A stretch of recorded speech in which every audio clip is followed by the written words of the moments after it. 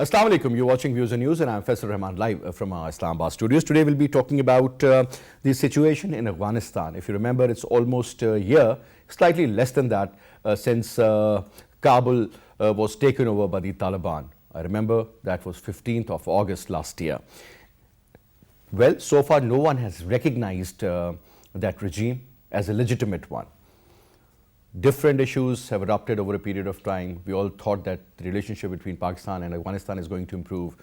The Taliban factor is going to play a very positive role, and they'll look after all the concerns of Pakistan out there. For example, the presence of Daesh, presence of Tehrik-e-Taliban Pakistan, especially in the southern part of Afghanistan, neighboring the major areas all along the border.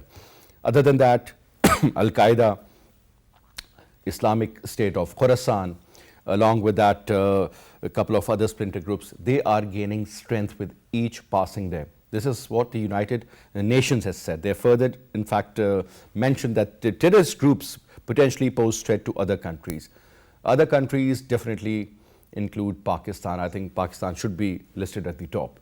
That is the major threat posed, the external threat, along with the internal roots they have inside Pakistan.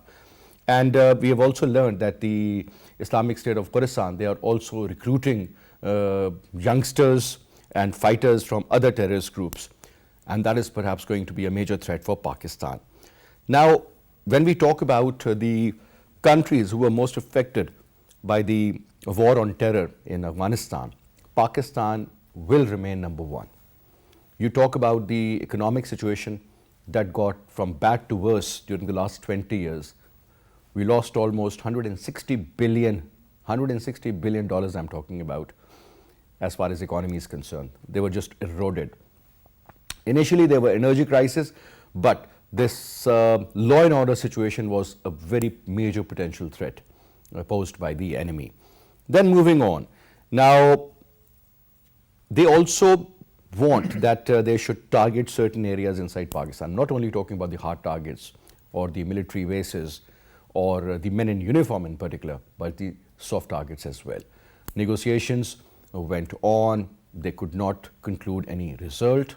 We all thought that perhaps these groups will sit down and will come up with some sort of a solution or a remedy that will be there and things will stabilize, but it hasn't happened. Now, when we talk about the presence of these elements, definitely someone is financing them. Someone is paying money to recruit them. Someone is providing them with weapons, with training, and with other facilitators, I would say. They've been able to do whatever is happening in Afghanistan or in Pakistan in particular, because normally we do not hear anything happening in Iran or all those countries starting from Turkmenistan to Uzbekistan. Nothing has happened there either. Despite the fact that another very important presence of al-Zarawi, chief of the Al-Qaeda, he is communicating very freely in Afghanistan. He's in contact with so many members of these splinter groups and perhaps their leaders also. This is the primary concern of Pakistan. Now the major question, the million-dollar question is, are the Tehrik-e-Taliban Afghanistan or the Taliban of Afghanistan or their regime is willing to work with Pakistan? Are they having that kind of a capacity to go against all odds and fight those elements which are posing threat to Pakistan, but perhaps they were in alliance with the Afghan Taliban? Capacity, willingness, are they willing? That is another million-dollar question. And what is the overall agenda? What exactly do they have in their mind? These are a couple of questions which we would like to throw light on in our today's program. But let me quickly introduce you to our panelists. In our studio, on my right is Air Commodore Basit Raza Abbasi Saab, Senior Defense Analyst. Thank you very much for your time. And on the Skype, we have with us Syed Akhtar Ali Shah, Senior Analyst, former IG. Thank you very much, sir, for your time, sir. Pleasure to have you on the program. And we'll also be talking to former Ambassador Asif Durrani Saab, who is going to join us on the telephone line, and we'll also take his point of view. But let me start off from you, Basit. Threat was always there. It was never eliminated. Then we heard about a strike inside Afghanistan by Pakistani forces, and there was a lot of hue and cry. But sir, at the end of the day, if that regime isn't doing what they were supposed to do, what they had earlier committed to do, and they have backed out because they believe all these splinter groups, because at the end of the day, sir, perhaps there could be a slight difference as far as their ideology or agenda is concerned. But when you talk about Tehreek-e-Taliban Pakistan, which is posing a major threat to us, is very much in alliance with the Afghan Taliban. Now the question is that, sir, whether the Taliban of Afghanistan, are they ready to operate against them, to go against them? Once they were allies, now they can't be foes or enemies. Secondly, the willingness element. Third, the capacity element. Fourth, because since they have been isolated, so they really want that their strength should remain intact inside Afghanistan. Your take? Faisal, you have rightly pointed out the metrics. What is actually happening to the, or what is coming out of the Taliban government at the moment in Afghanistan. There were a lot of hopes and expectations, but those dreams and those hopes and those objectives have not been fulfilled. Not for Pakistan, not for the international community. You rightly pointed out that it's either their inability or their unwillingness, lack of resources, lack of support. I personally feel that there is a mix of all this, which has actually maintained the status quo of this situation. There has not been a positive change as far as the growth of militancy and militant groups in Afghanistan is concerned. Pakistan is directly affected, that's very right, and actually the attacks so far, we have already faced, so many of our soldiers and our people have died even after Taliban took over, and that's why there was some talk of strike inside Afghanistan. So all these factors are actually compelling Pakistan to sort of take steps to curb this menace which is growing every day. And what are the options for Pakistan? One option is talking to the TTP. And here I must say that Taliban government has put a man like Mullah Yaqub, who's son of Mullah Umar, to supervise. So at the face of it, there seems some pressure onto the TTP to sort of negotiate with Pakistan. How much that pressure endures onto them and what result it takes, it depends on the skill of the negotiators and the pressure exerted by the Taliban government, because these two factors will create an outcome of this negotiations. And let me say that this the scenario which you have just mentioned in the light of the United Nations report, which says that all these groups are growing in strength inside Afghanistan. And if we are not able to reach a sort of settlement with the TTP, and if they join hands with groups like ISK, it will be very damaging for Pakistan. Although I am sure there are contingency plans. And the report also says that Mr. Zarawi, the head of Al-Qaeda, is in contact with many of the splinter groups. Exactly. Actually, you see, there are so many dissatisfied groups in Afghanistan. There are minorities, ethnic minorities. There are other, even from the Taliban ranks, who don't sort of want to see, like on women's education, there is perhaps a split, because some of the groups in Taliban want that there should be education. The administrative Taliban versus the Taliban on ground, that is the difference. That's right. That is the problem. And all this actually is sort of the government, and they are hamstrung. What steps they want to take, what they project to the world, they are not able to implement them on ground. But this all only leaves two choices for Pakistan. One is to engage the Taliban and keep engaged with them, along with the regional players like China, Iran and Russia and Central Asian republics. All this pressure should be exerted on the Taliban government in Afghanistan to make sure that this negotiation reaches a logical conclusion. And those unnecessary demands, which are illogical totally from TTP, they are eliminated from this discussion, because that is unnecessarily prolonging this discussion. Like revoking the merger of FATA and we'll talk about that also, sir, because that is also something pretty important, the kind of, because when you talk about negotiations, it's all about give and take. Yes. But there were certain demands that were a red line for us. So simple as that. Now, sir, let me also bring in Syed Akhtar Shah Saab, who's a senior analyst, and let me put a couple of questions, sir. Sir, negotiations are always important. Because at the end of the day, whether you talk about the First World War or the Second World War or any war for that matter, at the end of the day, even the North Koreans and the South Koreans would sit and talk, despite the hostile environment. Now, over here, sir, the kind of dialogues that we have earlier seen, we would really like to have a comprehensive dialogue with the Afghan regime out there, sir. Some logical conclusion should be drawn out of it.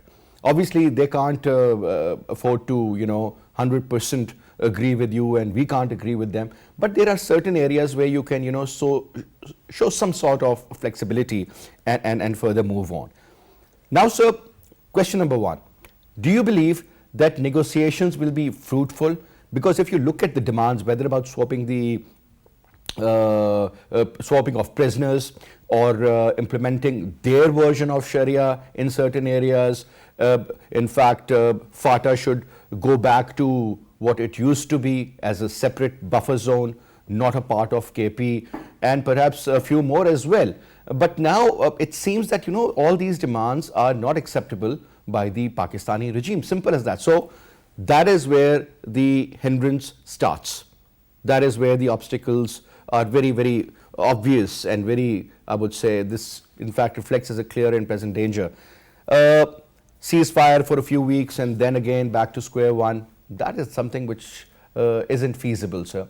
Don't you think we need to have a process like the Russians, the Iranians and the Turkish, in fact, had some sort of an arrangement recently when they met all the three presidents, Vladimir Putin, Tayyip Erdogan, as well as Mr. Raisi. Now the question is, sir, don't you think this is high time to engage a few more countries rather keeping it bilateral? Your take, sir. You have mentioned regarding the First World War and the Second World War, of course. The history is full of account of conflicts and then the resolution of conflicts through various modes and means. And one of those is the negotiations. The recent histories of the World War II. But at the same time, then the war tribunals were also constituted to prosecute those who were involved in war crimes. They were from the Germany, they were from the Japan. So now coming to the current negotiation, as far as negotiations with the Taliban, no one can be opposed to as far as the unit is concerned, and the negotiation and for peace, for terms and condition at what cost. Whether Tehreek-e-Taliban would agree to obey the Constitution of Pakistan, whether they will pass through the due process of law, whether they will abide by the terms and conditions of the agreement, whether they will surrender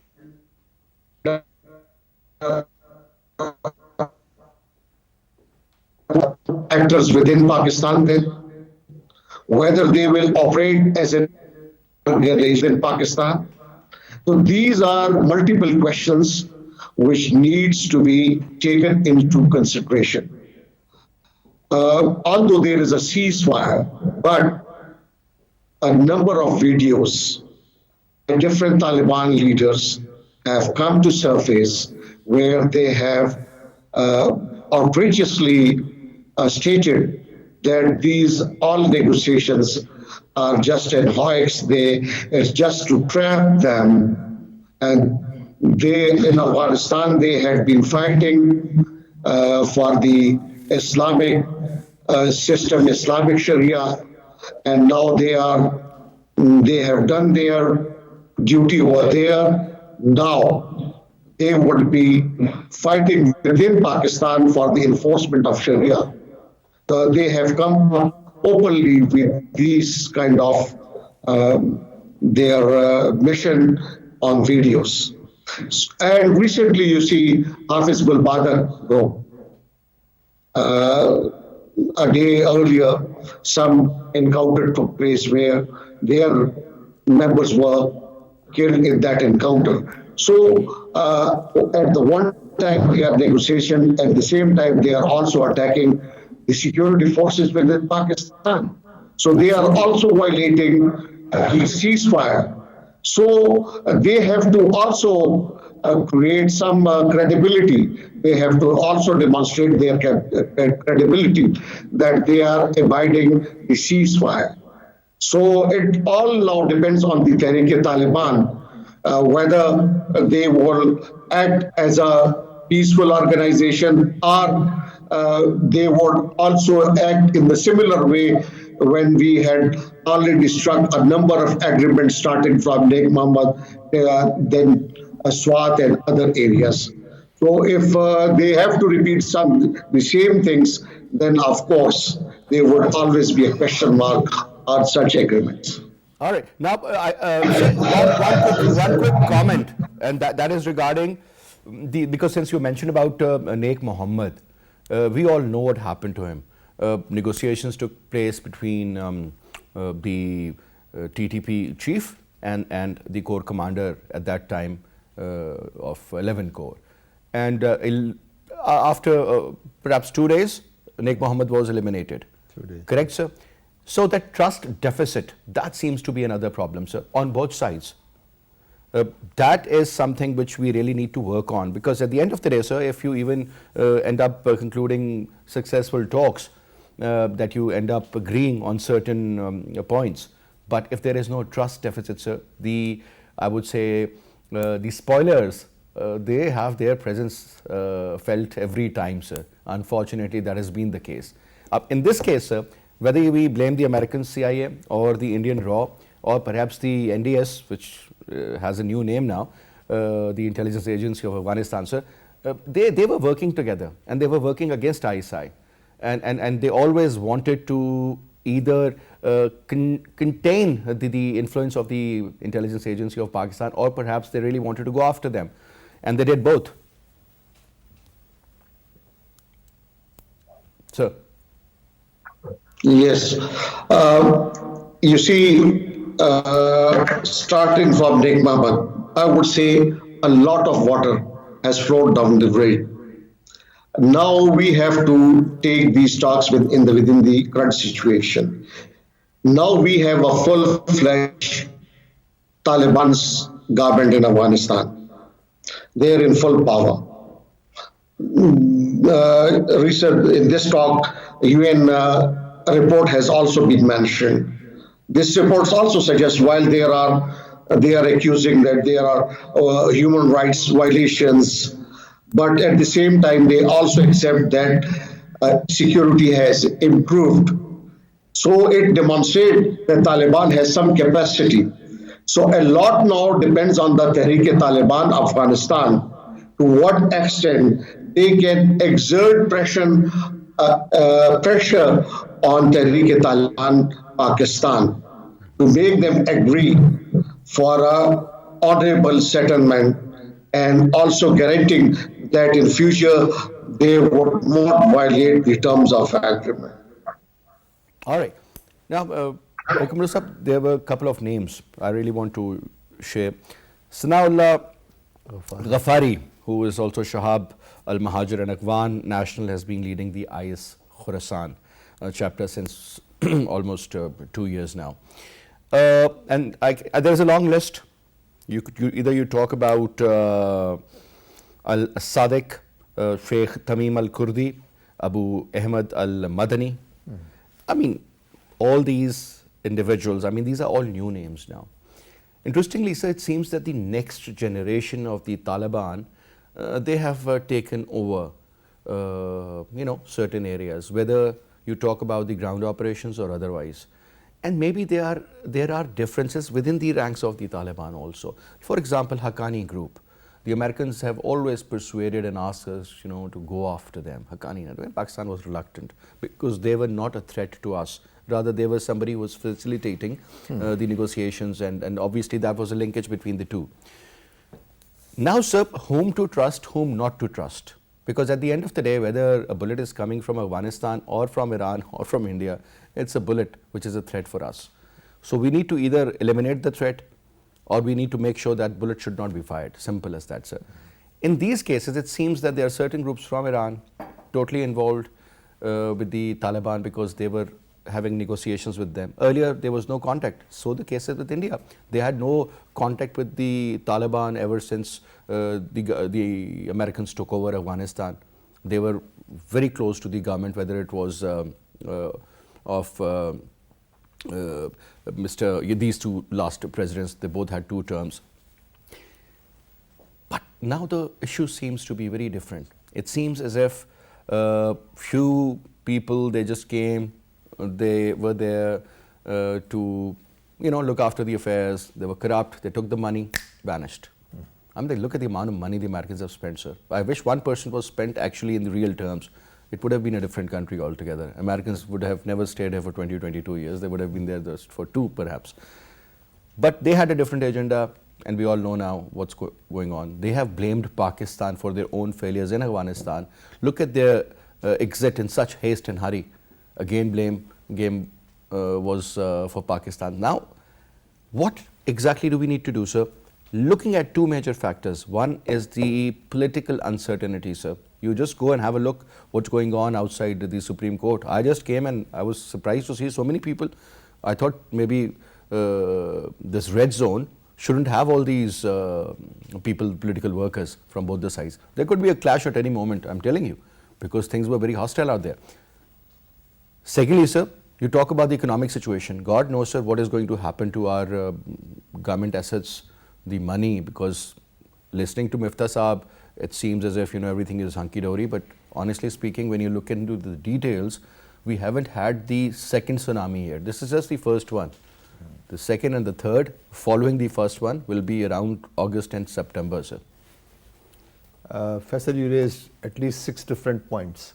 If I start from the beginning, you mentioned the names of people like Sanawullah Ghaffari, who is an Afghan national. But he's not Taliban. He's Afghan national, all right. And this is what I mentioned in the beginning, that ISK and these other groups are having a field day, they are having a ball of a time. They are getting recruits for 2 reasons, because there are many disaffected people who are sort of disgruntled. So there were news that the Taliban have gathered a lot of dollars also, just by making sure that all those people who were hiding their money inside their houses. Okay. That's how they did it. Like Exactly. they've got cash now. You are right, these reports are there, plus they are also having, they are supplying coal to Pakistan, and they have a deal for oil with Iran. They are entering into this phase. But let me go address all those issues that you raised. So there are many, the recruitment is going on at a fast pace, and these new people who are actually they are Afghan nationals, they are joining the ranks of IS, which was supposed to be Levant and that area. They grew up from there. But now there are new entrants in their ranks and file. Second, we come to the sort of fissures in our own societies. Now, to tackle a threat of this dimension, you need a strong government, and you need lot of unity in your own country. Unfortunately, our country is at the moment going through a very turbulent phase. There is deep polarization and deep fissures in our polity and our society. Correct.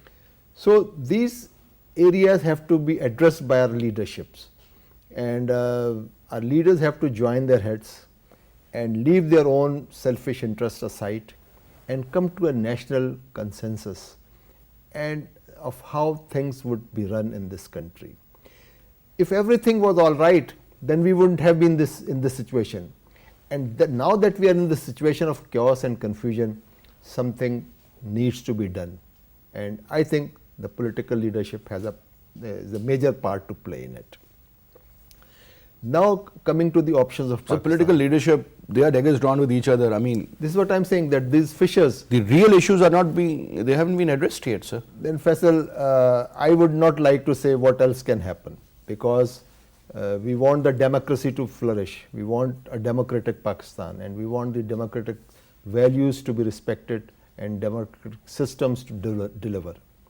And the national institutions should play their part, and they should be on the, they should speak out clearly what is right and what is not right.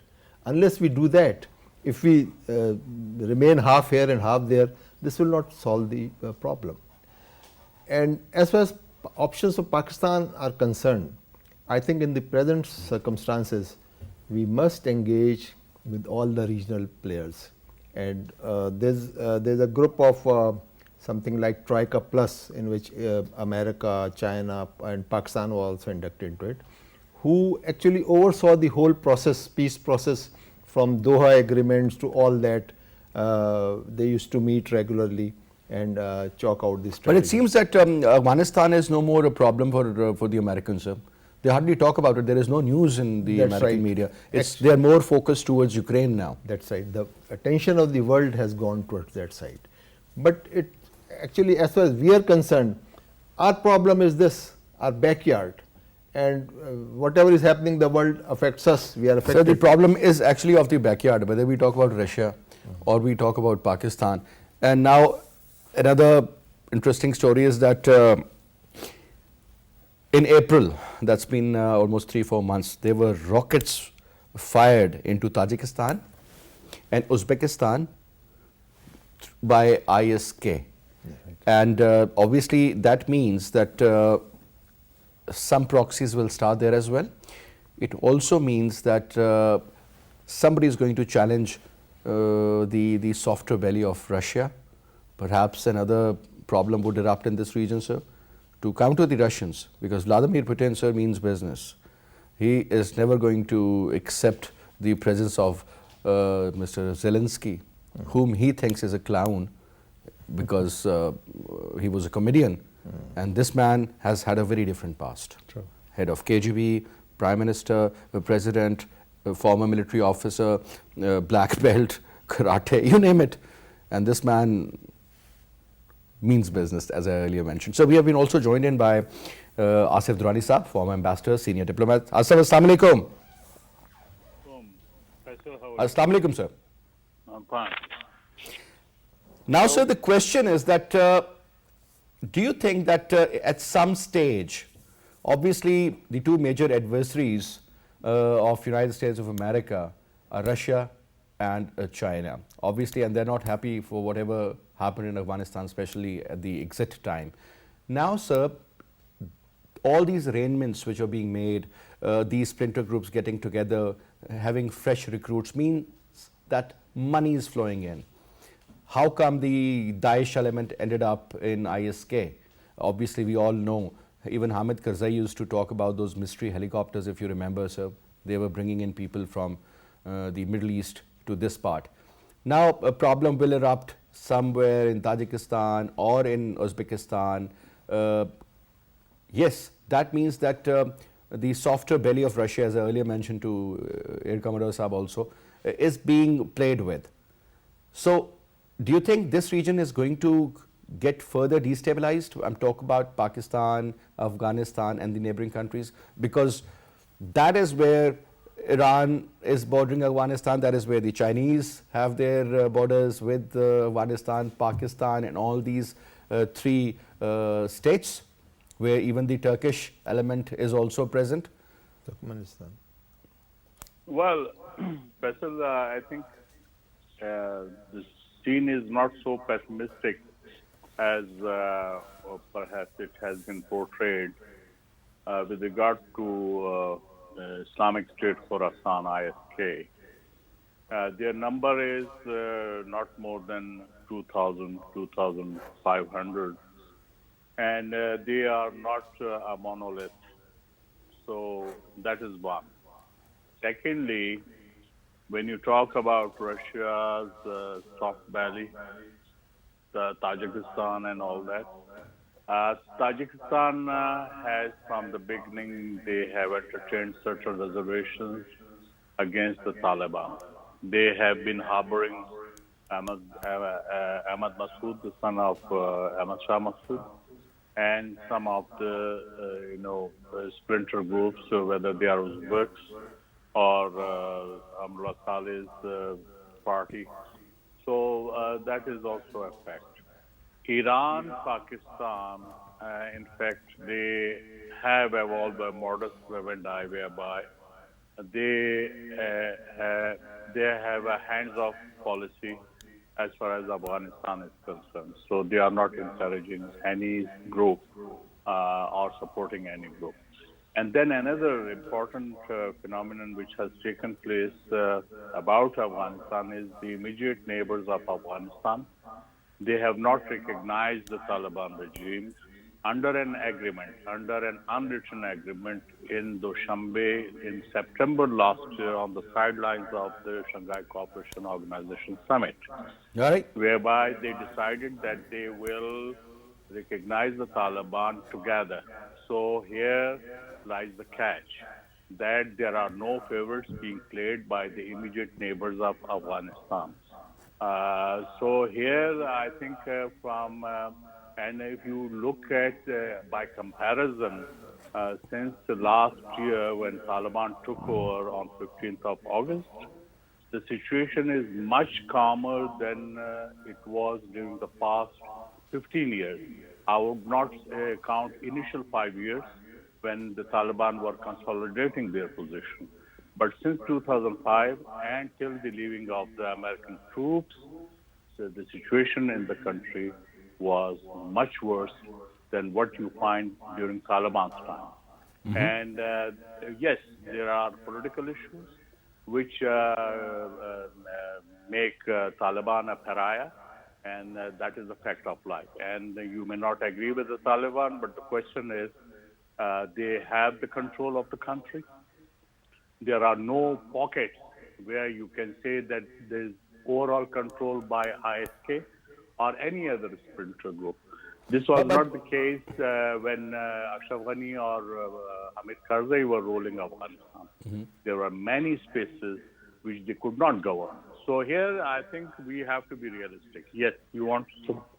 Yeah, because there was this report that underscores that Al-Qaeda is not an immediate international threat from its safe haven in Afghanistan, perhaps, because it lacks an external operational capability and does not currently wish to cause the Taliban international difficulty or embarrassment. As you rightly mentioned, that perhaps these countries are in fact doing this brainstorming session to accept the regime of the Taliban.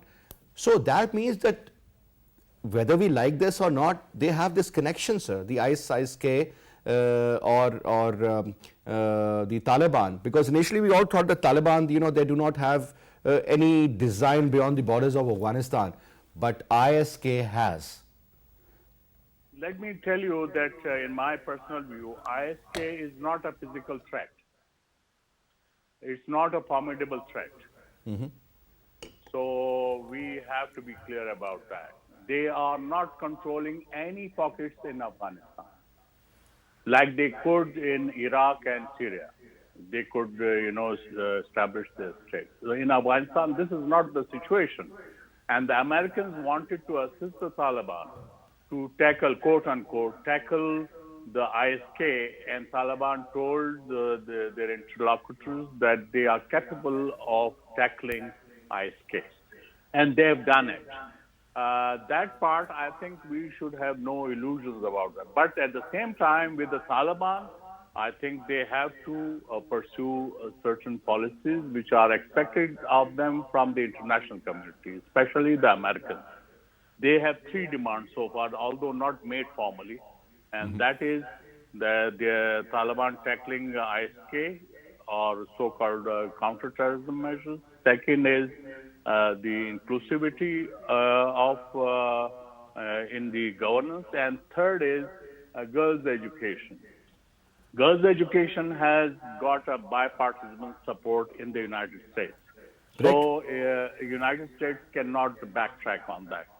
Inclusivity, yes, it could be compromised because Taliban have said that we have different ethnic and minority groups in the government, and they have counter question whether the Biden administration would accept the Trump And this also administration includes offer. all those Afghan leaders from different groups who did not fight against the Taliban, sir. Rather, they preferred to surrender.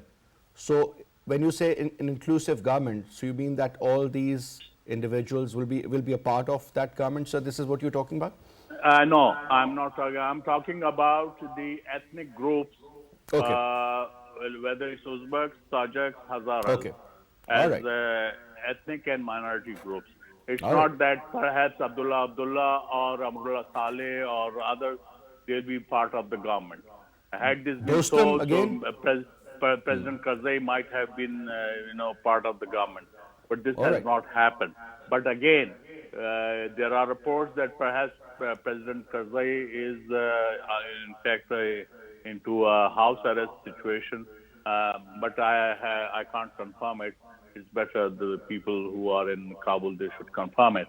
But right. the issue is, we are talking about Afghanistan, which has seen death and destruction during the past 4 decades. All And right. especially after the American entry into Afghanistan, along with the NATO forces, the situation, it did not improve.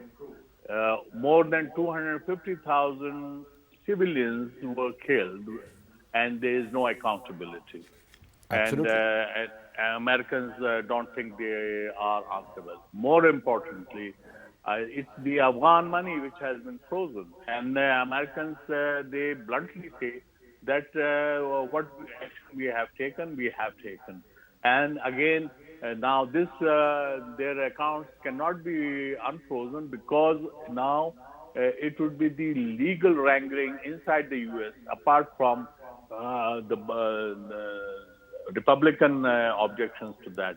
Already, I mean, they want to give Taliban, this money away to all the victims of the 9/11, sir. That's what they said. not all, but $3.5 billion. But sir, they that's said still a lot of will money. will be given. It is $9.6 billion In total, out of which around but 4 billion is going to be given to the... 3.5 billion, yes. Oh, okay. But All the right. United States has no right. But it is the arrogance, actually. It All is right. the United States, American arrogance, which is at play. And this is not making them favorites in the region. United States is already out of Iran. It is out of Afghanistan. And then there's no question of U.S. going to Central Asia, no question to China, and it is only Pakistan where they can talk. But they are not talking because for them, Afghanistan has lost its sheen. Afghanistan has lost its importance. Yes. All right. All right. Now, last question to you, Syed Akhtar Ali Shah Saab. Now, there are reports that Ayman al-Zawahiri is living in Afghanistan and he has a very free movement out there, sir. And now, interesting part is that if he can communicate freely, if he can engage with people, he can meet people, he can recruit people, he's getting some sort of finance from somewhere. That shows that, well, yes. But according to you and according to our friend Mr. Asif Durrani, Al-Qaeda isn't a major threat for Pakistan. Perhaps TTP is. But sir, when I look at the number, that let's suppose according to Ambassador Saab, the number is around 2,000 to 2,500. But certain reports suggest that there could be around 4,000, few say 3,500, whatever the number is. Let's suppose even if there are 3,500 fighters of TTP in Afghanistan being trained, being, obviously they're well trained, there's no doubt about that. What sort of a threat do you consider them? Because sir, all you need is 50, 60 people, attacking a certain checkpoint of the military, out of which maybe 5, 6 will be killed, 4, 5 would be injured. But they would end up killing 5, 6, 7 of our soldiers. Now sir, that is something which we can't afford to even think. So, negotiations the way forward, or do you think, sir, this very interesting phenomena, that hot pursuit, because we know the region where there are, but we do not exactly know the location where there are. but perhaps we can always get the help of the Russians or the Chinese to go after them. Your take, sir. Although al-Zawahiri is told to be operating silently, but this silent operation means that he's taking time to reorganize, recruit, and then accordingly set on his mission. So if these reports are taken correctly and rightly, then going by the history, the presence of such kind of elements provided an opportunity to United States and the NATO to intervene in Afghanistan. So if the threat emanates from that area and it destabilizes even the region, the Russia, the Central Asian states, and ultimately the world peace, then again we will be to square one. Now coming as far as the Tehrik-e-Taliban's, whether they are 6,000 or 2,000 or 3,000, you are of course right that the main object of terrorism is to generate fear, to generate insecurity, and to indulge such acts which attracts the attention of the world. So if Tehrik-e-Taliban are on the adverse side, then they would be regularly then attacking the security forces, indulge in suicide bombs, IED blasts. So ultimately, it can disturb the socio-economic life of Pakistan and in particular Khyber Pakhtunkhwa.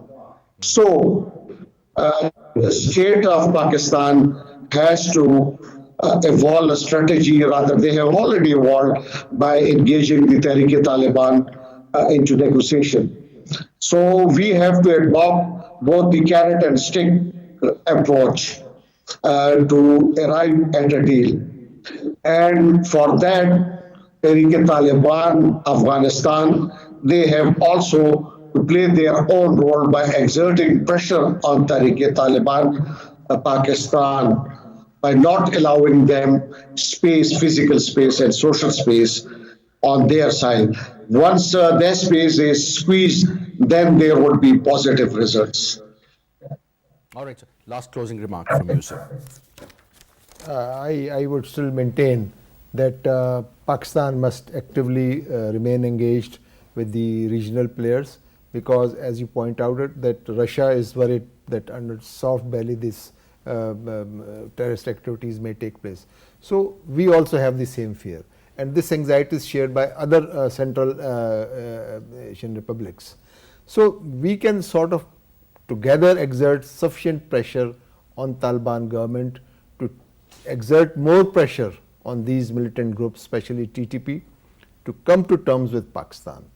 And again, our negotiators have to work very diligently to chalk out some strategy whereby without compromising on our core principles and on our core interest, we can still reach a settlement with Taliban. Because if this does not happen, this is what our enemies want, that this deal should not take place. Go forward, yeah, they should And fight. There should be a problem. Our effort should be wholehearted effort. All the right. best of our effort should be to make this deal happen. All right. And we should take the support of Afghan government at the moment, and our past association with them, and the sort of combined wisdom and pressure of the regional players. All right, so thank you very much, Air Commodore Basit Raza Abbasi sahab, for your presence in the program. I would also like to thank Syed Akhtar Shah sahab and Asif Durrani sahab for their comments as well. And that's all we have for this hour. I'll see you inshallah tomorrow